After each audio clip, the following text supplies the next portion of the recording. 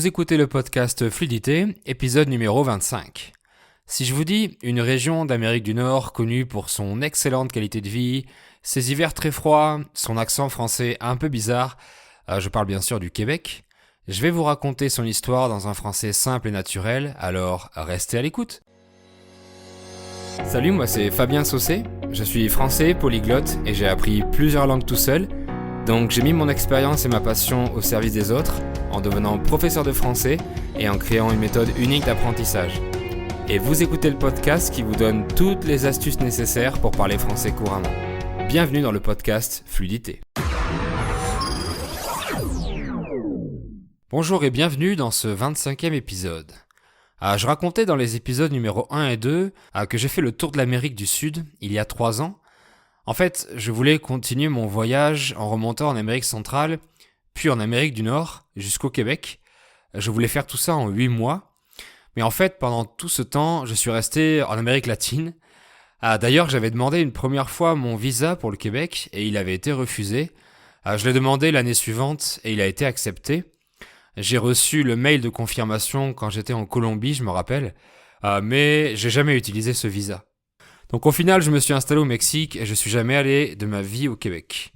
Mais j'avoue que je voudrais bien y passer quelques jours en touriste parce que on m'a très souvent parlé de cette région et de sa qualité de vie. Aujourd'hui, je vais vous dire pourquoi on y parle français et pourquoi il y fait bon vivre. Alors c'est parti. En 1534, le français Jacques Cartier lance la première expédition vers le Canada pour en fait trouver la Chine. Il voulait trouver la Chine au départ, mais je vous confirme que c'était pas la bonne route et qu'il n'est pas vraiment arrivé là où il voulait. Donc c'est le premier Européen qui découvre la région du Québec. Même après 3 allers-retours entre la France et le Canada, la colonisation de la région est abandonnée car il y trouve rien d'intéressant. C'est un autre Français, Samuel de Champlain, qui reprend la colonisation au début des années 1600 et le Québec devient une colonie française jusqu'à la défaite des Français contre les Britanniques en 1663 où le Québec devient une colonie anglaise. Mais en 1773, le roi d'Angleterre annonce l'Acte de Québec qui préserve l'usage de la langue française et de la religion catholique dans la province. Mais d'autres colons britanniques venus des États-Unis refusent cet accord et en 1791, le roi George III sépare le Canada en deux pour y laisser une petite partie francophone qui deviendra le Québec. C'est donc une région du Canada et elle se trouve à la frontière avec les États-Unis, au nord de l'État de New York, si vous visualisez un peu sur une carte. C'est une région vraiment très vaste et pourtant il y a seulement 8 millions d'habitants, donc il y a une très faible densité de population. Donc depuis la colonie française, le Québec a gardé l'utilisation du français. Aujourd'hui, la région se bat pour garder la langue, avec par exemple la loi 101 qui sert à protéger le français. Je vous mettrai un lien vers une vidéo en description qui explique en détail les règles de cette loi 101. Mais par exemple, les enfants d'expatriés doivent obligatoirement faire leur scolarité en langue française jusqu'à l'âge de 16 ans. Il y a d'autres règles imposées par cette loi. Par exemple, les entreprises doivent utiliser en priorité le français dans leur communication. Et ensuite, elles peuvent utiliser une deuxième langue, mais il faut que celle-ci soit moins visible que le français. Il y a beaucoup de noms de sociétés qui sont traduits en langue française. C'est obligatoire. Le célèbre fast-food KFC, donc en anglais Kentucky Fried Chicken, s'appelle le PFK, le poulet frit du Kentucky, alors qu'en France, on a gardé le nom KFC. C'est pareil pour les titres de films anglais. Ils doivent être traduits en langue française, obligatoirement. Donc Scary Movie, avec l'accent français Scary Movie, s'appelle film de peur au Québec. Fast and Furious s'appelle rapide et dangereux. Bref, vous verrez plein d'exemples dans la vidéo que je vous mets en lien. À propos des anglicismes, les Québécois n'utilisent pas les mêmes qu'en France. Il y a 2 possibilités. Soit ils utilisent le mot en langue française alors que les Français utilisent le mot anglais. Par exemple, en France, on va faire du shopping. Et au Québec, on va magasiner, parce que ça vient du mot magasin. Les Français disent le week-end et les Québécois utilisent la fin de semaine. Un spam se traduit par pourriel. Une newsletter, se dit infolettre. Et l'autre possibilité, c'est que les Québécois créent le mot français à partir du mot anglais, la langue la plus proche géographiquement. À quelques exemples, ils disent canceller pour dire annuler, alors qu'on ne dit pas du tout canceller en France métropolitaine. Pour prendre un rendez-vous, au Québec, on peut céduler un rendez-vous. Ça vient de l'anglais to schedule. Un Français dira de rien et un Québécois dira bienvenue, directement traduit de you're welcome. Si les Français écoutent du québécois courant, ils vont le comprendre à 99%, mais s'ils écoutent du québécois vraiment très familier, des natifs, des amis qui parlent entre eux par exemple, les Français vont avoir beaucoup de difficultés de compréhension à cause de l'accent et à cause des expressions et des anglicismes par exemple. De toute façon, les bases du français restent les mêmes dans toute la francophonie, mais ensuite chaque pays a un argot différent. C'est pareil en anglais ou en espagnol évidemment.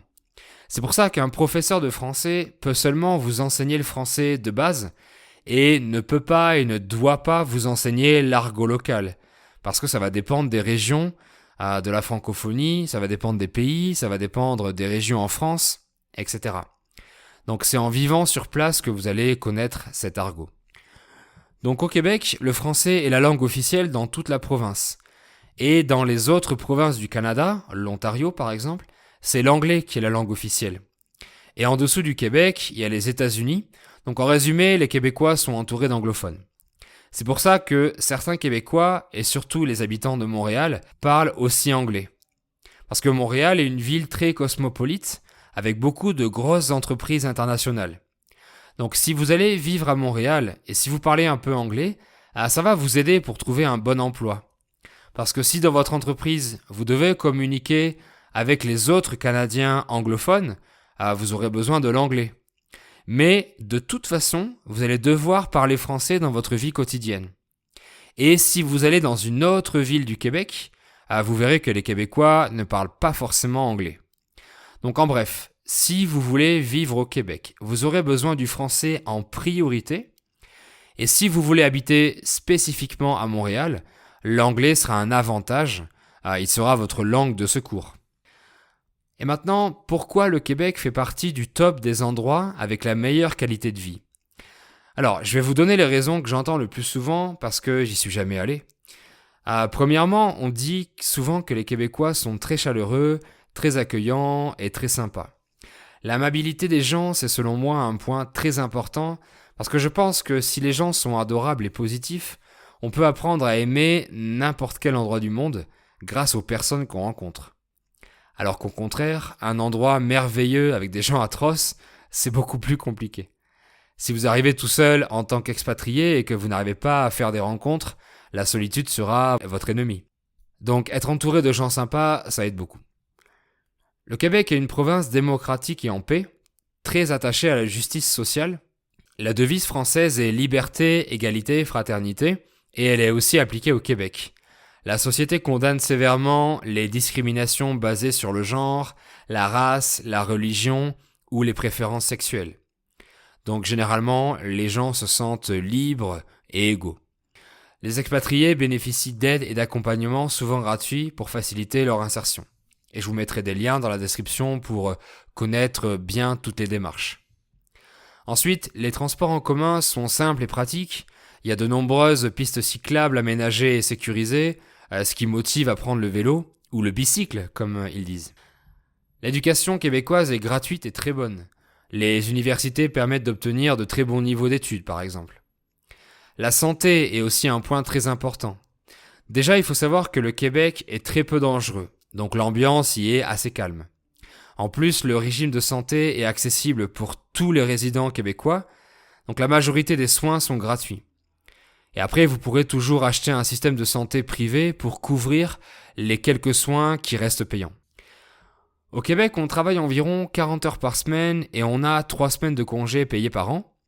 Même si c'est plus d'heures qu'en France, le niveau de stress est assez bas, ce qui rend la vie plus agréable. La vie est épanouissante parce que le rapport avec la hiérarchie au travail est assez souple, assez facile d'entreprendre et d'organiser notre vie familiale. Parlons du climat. Même s'il fait très froid en hiver, par exemple moins 20, moins 15 degrés, les Québécois disent qu'il n'y a pas de mauvais temps, mais seulement de mauvais vêtements. Il y a des activités pour toutes les saisons, faire du ski en hiver, aller à la plage en été.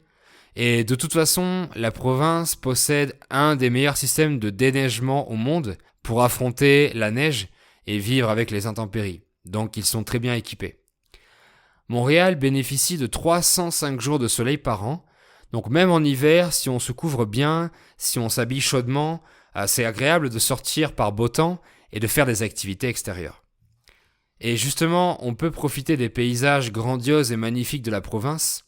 Il y a de gigantesques parcs nationaux pour faire de la randonnée, des promenades en forêt, des pique-niques, des activités aquatiques comme du kayak par exemple. Les nombreux espaces verts en ville et leur faible densité de population aident aussi beaucoup à améliorer cette qualité de vie. L'économie du Québec est en plein essor. En plein essor, ça veut dire en plein développement. Montréal est le 7e pôle économique le plus important du Canada, donc on peut dire que son économie est forte et résistante. Sur le drapeau du Québec, il y a 4 fleurs de lys. C'est l'emblème de la royauté utilisé en France avant la Révolution. Mais le drapeau du Canada est une feuille d'érable.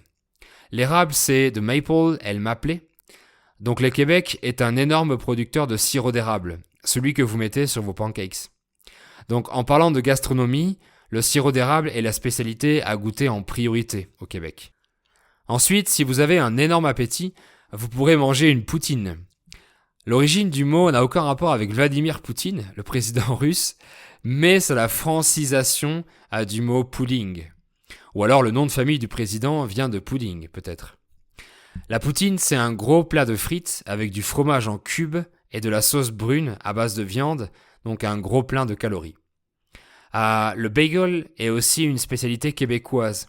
Il paraît qu'ils sont meilleurs que ceux de New York. Comme en France, les Québécois produisent beaucoup de fromage. Je ne sais pas comment ils font en hiver, les vaches doivent avoir vraiment très très froid, mais il y a des fromages de vache, de chèvre ou encore de brebis.